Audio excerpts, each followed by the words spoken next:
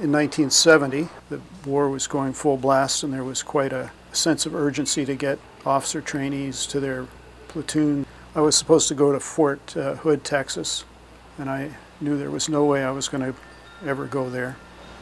So once they determined I wasn't a CO, I was ordered to go for weapons training, and I refused to take my rifle.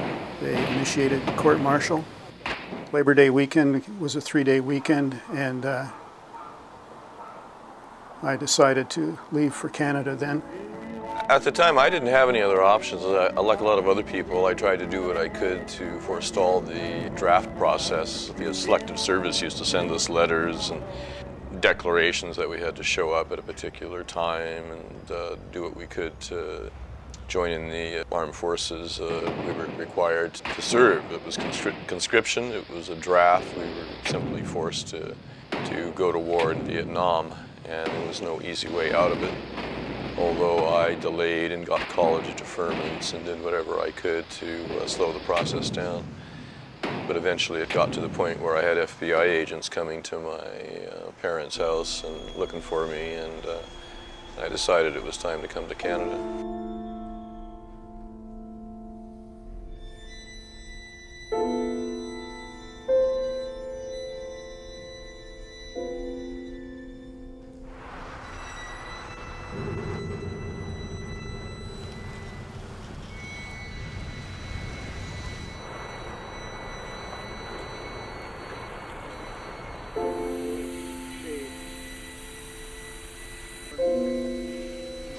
Trudeau had just decided that not only were draft dodgers welcome here, but deserters were welcome as well. My timing was perfect, and I came across, just seeing that Canadian flag and the peace arch, it was like coming home. I was pretty nervous because, I mean, if they had denied me entry here, I'd be in a mess. I'd have to go underground in the state, but the immigration official didn't ask me any questions about my military status. He just was interested in how many points I could get on the sheet. Did I have a degree? Did I have any advanced graduate school? Could I speak French? Did I have a profession? Those were the questions. And I had enough to get over the 50 points I think I needed to become a landed immigrant. My first stop was the Committee to Aid American War Objectors, and there were a full office of fellows just showing up and getting the first briefing on what to do and how to make your way in Canada. When I came here, Vietnam was fully engaged, but a few years later I was quite optimistic that we were the last generation that would have to leave the United States, because I felt the United States had learned a lesson. But it seems as though was just a one-generation lesson, and they're back to making the same mistakes again. I didn't think that I would ever see that. I never, had the anticipation that there would be another war involving the United States, where people would be coming to Canada to achieve some sort of freedom or manage to get away from the military. Once I heard there was a group of people who were working on behalf of deserters arriving from Iraq and Afghanistan, I started going to meetings, and I met some of the guys. I don't think Tom's going to be there. Oh, he's not. No, he sent an email saying it looks like he had some family business, so I think we could just head down. Didn't even mention me in the article. Hey, True. Put this away. The day that I left the U.S. Army, I was at Fort Carson, Colorado, 4th Infantry Division, September 14th, 2007. I was in trouble. I was refusing to hold my weapon. They had me on painting detail while the rest of the unit was at the shooting range. So at about 9 o'clock, they said, hey, the unit's still at the range. They'll be back at probably 1 in the morning. You guys take a 2-hour break, you get dinner. And jumped in my car, drove into Colorado Springs, picked up a friend of mine, Robin. When we got to Canada, my parents had called the Canadian border and told them that I was coming, that I was running from the Army. And so I was arrested when I first came into Canada by the Canadian Border Services Agency. And I was put in Surrey jail initially, and I was told that I was going to be deported back to the United States. But the War Resisters Support Campaign here in Canada, in Vancouver, I'd been talking to them for about a week about coming up. So they knew I was coming, and they sent a lawyer to get me out. So 2 days after I went to jail, they let me out, and I've been free ever since. Okay, They saw to that it exist could be here, done. at least, you know, you're away from there. They saw that it could be done. You're scared. That's all. You're scared shitless to go AWOL until you actually do it. Then you're just like, what? This is. You know what? Yeah. I wouldn't have done it if I hadn't known, you know, that people have successfully made it up here. You know, I saw the stories. I heard about Jeremy Hinsman. He came from the 82nd. I heard about Corey Glass and other guys like that. So that gave me hope that you can make it to Canada. Well, and we got a badass right-wing government, and it's making life really freaking difficult. And you're not going to get the thousands of people that came up in our time. That just isn't going to happen. I'm very conscious of the fact that these guys that are coming now, Jules, Rodney, Brad, are faced with a lot more difficulties than I had. They generally don't have much money. They're enlisted men who are arriving here with just the clothes on their back. It was an interesting evening because we had 3 Vietnam resistors and 3 Iraq, Afghanistan resistors, and it was interesting comparing dog tags with those 3 guys, and brought back a lot of memories of my coming to Canada. I mean, you can't, you know, sort of compare Vietnam all that easily to Iraq. There's a number of historical differences, I think, but I think you still have the situation where people in the military become soldiers and think that they're going to have one particular kind of experience, that they're setting out on a particular mission, and they find out that they, you know, something else entirely is in question when they actually arrive in Iraq, when they actually serve in Afghanistan and have their experiences in those countries. It was either join the military or be in the streets selling dope, selling crack, you know, with my friends, you know, and I didn't want to do that either. I wanted to do something honorable, so I joined the military. I signed up to be a cook, and they told me that I would be in a dining facility serving food to the troops, which was not the truth. I got to Iraq and I was doing guard duty, checkpoint, vehicle search. They mislead everybody. The U.S. Army misleads. The U.S. Army misleads everybody that joins up. They tell them that their contract is a bipartisan contract, and it's only a unilateral contract. They tell people that, oh, you won't even go to Iraq. Iraq will be over by the time you get there. Or if you do go to Iraq, you probably won't see combat. There's not much combat going on there anymore. They'll tell you anything they have to tell you to get you into the U.S. Army. That's the way these people are. That's the way these people work. They don't have a draft anymore, so they got to do something. So they'll throw gobs of money at you to get you in and lie to you the whole time.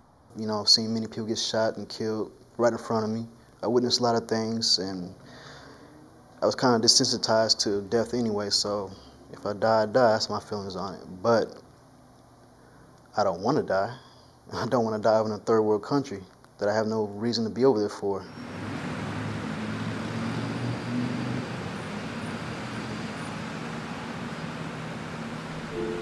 What really made me change my mind, and what really made me have a change of heart, was hearing some of the stories that the guys in my unit that had already been to Iraq were telling me about how they had killed innocent people and how they were laughing about it, how human life just no longer mattered to them. And that terrified me. I never wanted to be in that position where I didn't value human life. And then I saw guys coming back with post-traumatic stress disorder doing horrible things to their loved ones, like one of our specialists in our unit almost beat his 2-year-old daughter to death and almost beat his wife to death.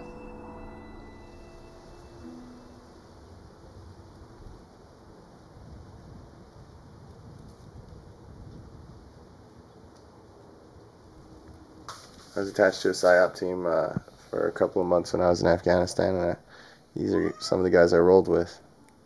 the first thing they did, immediately after coming back was gone out to the bars and the clubs and just got pissed drunk, just try to drink away the last 15 months of their lives, drink away the last 15 months of my life.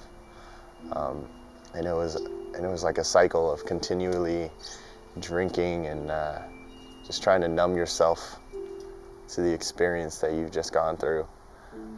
There are people that have lost their lives because of me.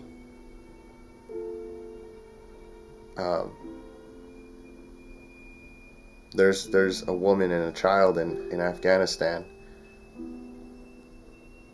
who's no longer alive today because of my actions, and the Army would like to call it collateral damage, but in all reality it was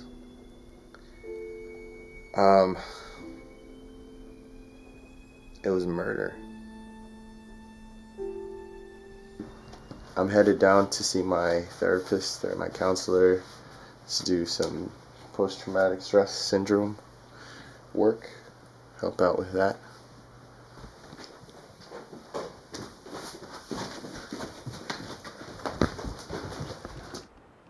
Last night, my wife and I were just discussing what we could maybe do to help you guys, look for, we haven't got any really great ideas, but we were thinking putting an ad in Craigslist for you. And I just wrote out, I was just about to post it, and then I thought I should really double check with you and just get your feedback before I plunk it into the... Do you have a computer? Okay, well I could probably email the text to you there. It's pretty simple, and it's just sort of gives you got one thing that you can sort of appeal to people's politics almost, and war resisting. What I got is in the title, U.S. War Resister Needs Housing. And then I got in the text, American soldier who refused to be redeployed to Iraq is seeking refugee status in Canada, needs housing for himself and his young family, has work permit and is currently working installing hardwood floors. Family is expecting their first child in December and is in urgent need of decent and affordable housing. House sitting, cottage caretaking, exchange of work for rent, all offers considered. Does that sound... Okay, goodbye, Rodney.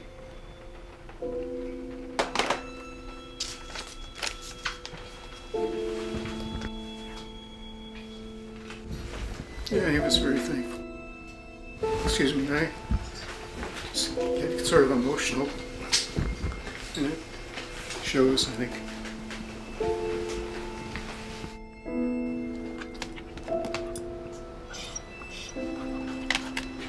Thank God for his young age, because that's it.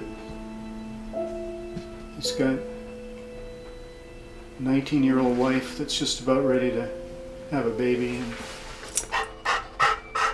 he needs to be backed up. I don't want to look like a complete emotional breakdown here, so I'm going to call it off here. I'm very proud of Michael. I'm glad he's basically, his heart is opened as a result of all the work he's doing for the war, for the young men who have come up here to avoid that terrible war. But on the other hand, I do worry about his energy levels in terms of how much he does pour into his research, his activity, his demonstrations, his support. If it will slow him down. The Parkinson's has certainly brought him pause in terms of, as I say, living in the moment, but he's also living through these young men and their struggles.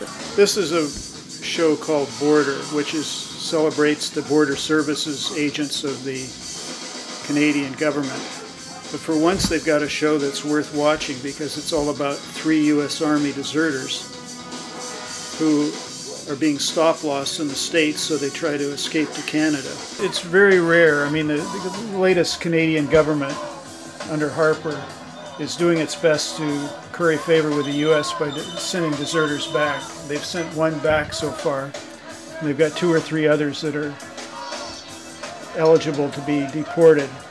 I'm constantly thinking about when is my number going to come up?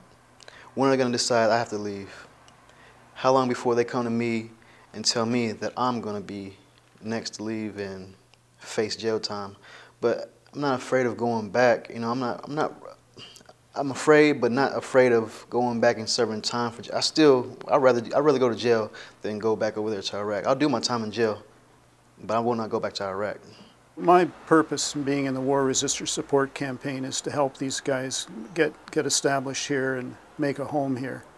We've had too many guys come feel as though they can't get work, or they won't fit in, or they get homesick. It's been a lonely process. I don't talk to too many people from the U.S. at all. You know, I wish I could more, but I don't think it would be a good idea with some of the people I know back home. You know, I don't know if the phones would be tapped, or I don't know. I just don't want to take the chance of calling home, and just something I don't feel like I should do right now.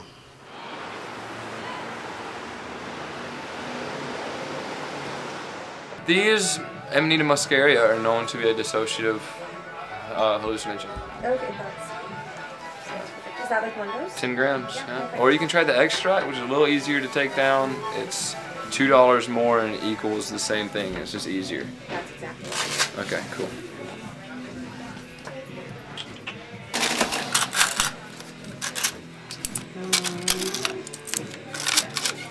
$7.28 for change. Thank you very much. Yeah, enjoy your trip. I will.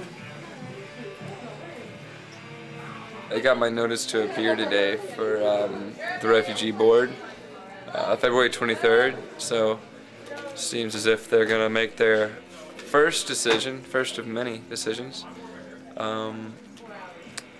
this coming February. Yep. I'm pretty stoked, actually. I can't wait to be in front of the judge and just be like, "Are you kidding me?" You know. I don't know. I'm just gonna be myself and try to show the courtroom some, or the hearing room or whatever. I'm trying to show them some love, show them what it's all about. Took me years to realize that.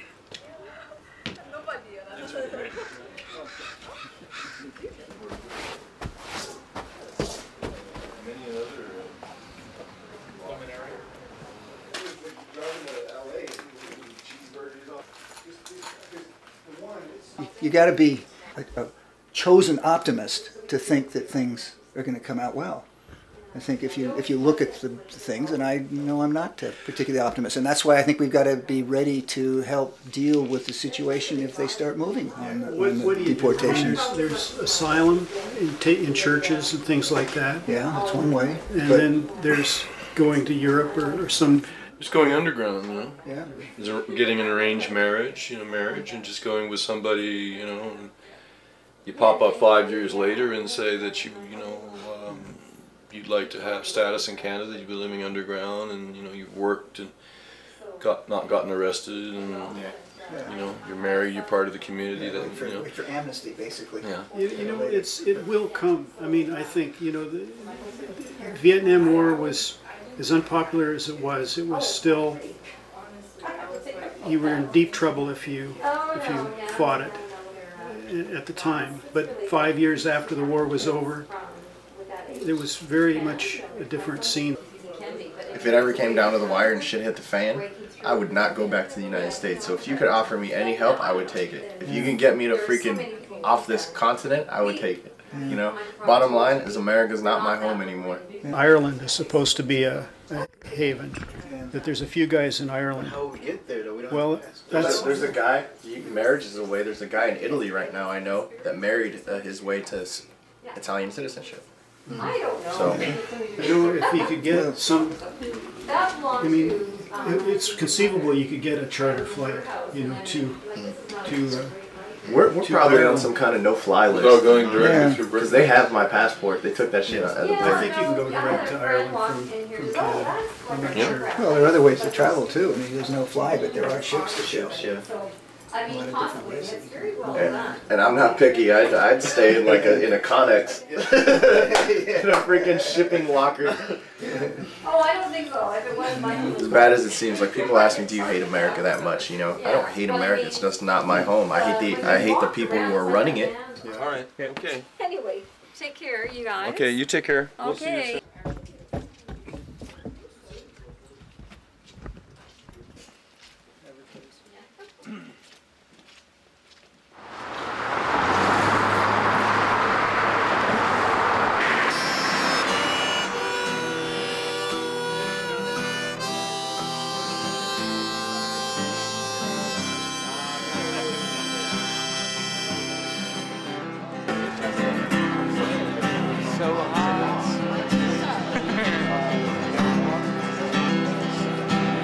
Sister of mine, will you twist all your time wearing holes in your own insecurities?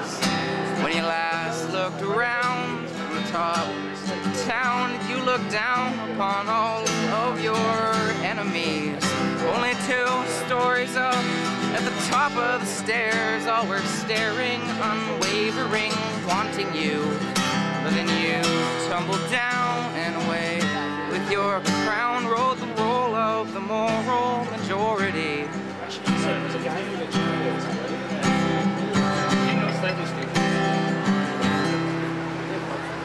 Jesus fucking Christ, it is so much better than being on the Army base. Because I am free and I can live my fucking life and I don't have to worry about the government keeping me down. You know? I can love people and I'm not forced to do things I don't want to do. I'm not forced to train to kill people, you know? So, yeah, it's a lot better than the Army base, my friend, a lot better. It just goes to show, you live for humanity, people are gonna be drawn for you. You live for peace, people are gonna be drawn to you. And I've had so many of the grooviest, coolest, real people come into my life recently, and they're my family. And we all know the truth, and that's what's beautiful. Like, we all know the truth, we all know what we're trying to accomplish in this world, and that is love. And we're doing it one day at a time, one step at a time. Waking up in the morning and making that decision to live for love, we're all doing it, every day.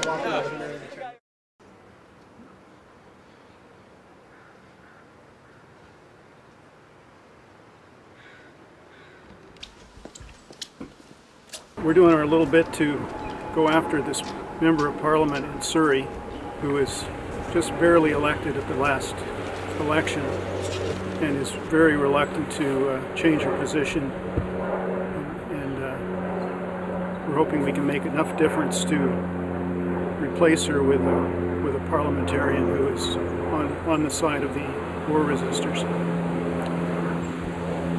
So we've got to get going here pretty quick. We've got to pick up a couple of war resistors and get out to Surrey before 2 o'clock.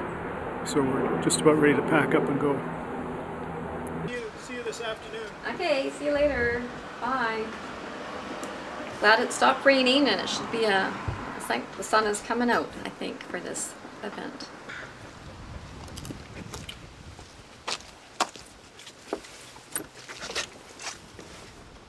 We're meeting with Jules because he won't be there for almost 40 minutes.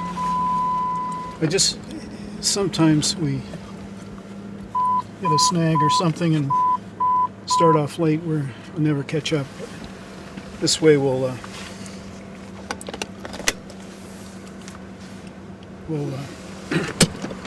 be there early. He was going to call if he couldn't make it, so he would have called by now.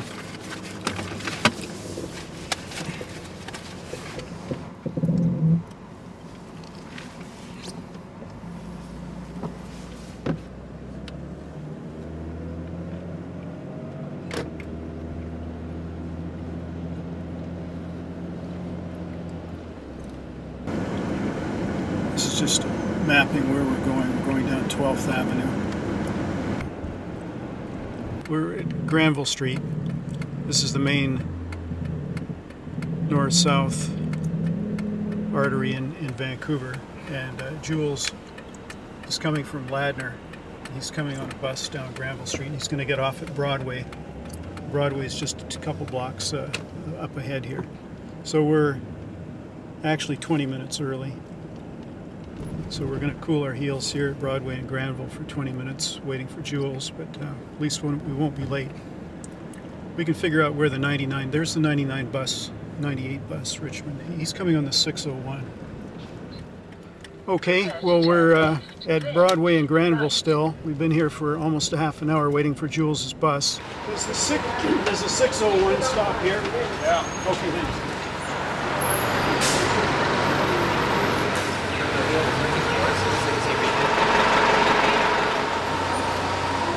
I talked to the bus driver. I said, are you the one that's supposed to be here at 129? He said, no, 159. And I said, well, the 129 never came by. And he said he saw him leave the terminal when he was down there.